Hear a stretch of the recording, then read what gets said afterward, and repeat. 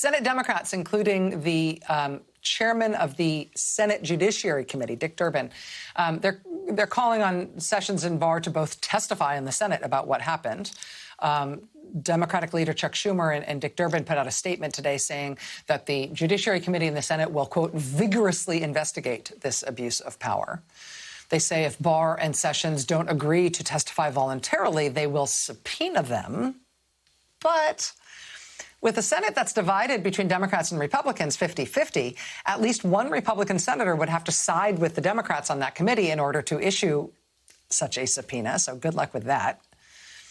On the House side, though, the Democrats are just plainly in charge there. There'd be no need for Republican votes if a House committee wanted to issue that kind of a subpoena for their testimony.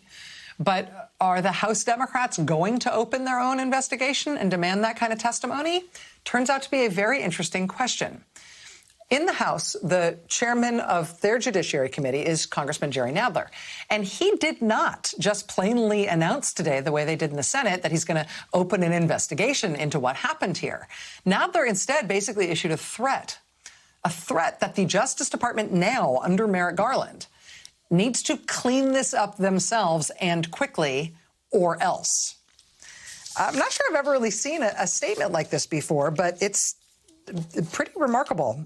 This is what he says. He says, quote, "It's outrageous that the Department of Justice may have used a criminal investigation as pretext to spy on journalists, members of Congress, their families, and congressional staff. Sadly, after 4 years of Trump's corrupting influence at the Department of Justice, we have every reason to believe that these reports are true.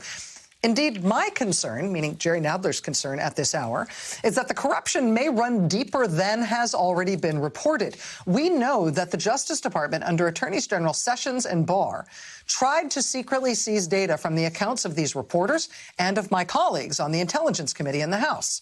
But we do not yet know how these two efforts were connected or whether there were additional targets of this gross abuse of power."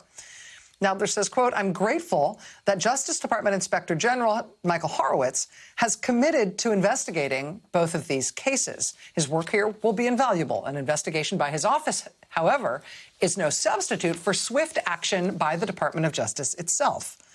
He says, "The committee has been in communication with the Justice Department, and we've made our position clear. The department has a very short window to make a clean break from the Trump era on this matter. We expect the department to provide a full accounting of these cases, and we expect Attorney General Merrick Garland to hold the relevant personnel accountable for their conduct. If the department does not make substantial progress toward those two goals, then we on the Judiciary Committee will have no choice but to step in and do the work ourselves." So he's not announcing that he's opening an investigation. The committee has a short window to make a clean break from the Trump era. We expect a full accounting. We expect Attorney General Garland to hold the relevant personnel accountable, or else we'll do it for him. I don't know what the Justice Department under Attorney General Garland plans to do here. This is a very big scandal. We did get word early in the day today that the Deputy Attorney General, Lisa Monaco, had asked the Inspector General, Michael Horowitz, to open an investigation. Later in the day, we did, in fact, get a statement from the Inspector General affirming that he is opening that investigation. And that means, some number of years down the road, we'll get the result of that Inspector General investigation, presumably.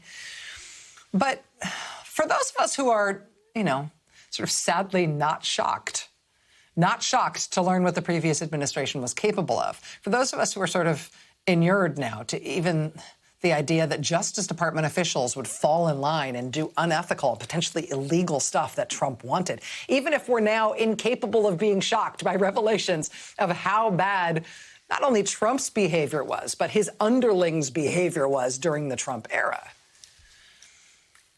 Even still, it's been kind of shocking to realize that there are people who were involved in this particularly egregious, totally unprecedented case of the Justice Department secretly obtaining and rifling through communication records from Democratic members of Congress who at that very moment were investigating the president. It is upsetting to realize, as jaded as we all are now, it is upsetting still to realize that officials involved in that are still at the Justice Department today. People who were briefed on this while it was happening, people who were in the chain of command while decisions were being made to do this, people who took part in it are still there under Merrick Garland. So number one, what's going to happen to them if they in fact were involved in this?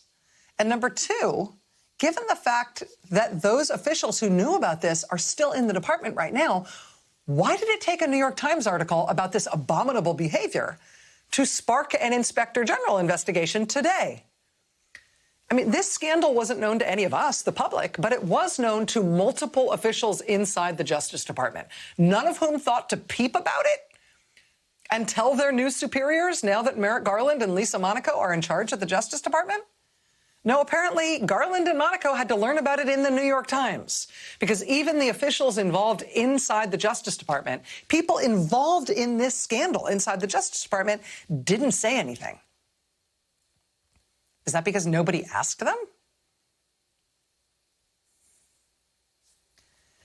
Apple and Microsoft have both released statements tonight explaining how those companies were roped into this and why these legally binding gag orders they were served with prohibited them from telling anybody what was going on here until now. Since last night's show, when we reported on this, we have learned that in addition to Congressman Adam Schiff, California Congressman Eric Swalwell also had his records secretly seized. As part of his response today, he said this. He said, quote, "I hope every prosecutor who was involved in this is thrown out of the department. It crosses the line of what we do as a country." Excuse me, what we do in this country.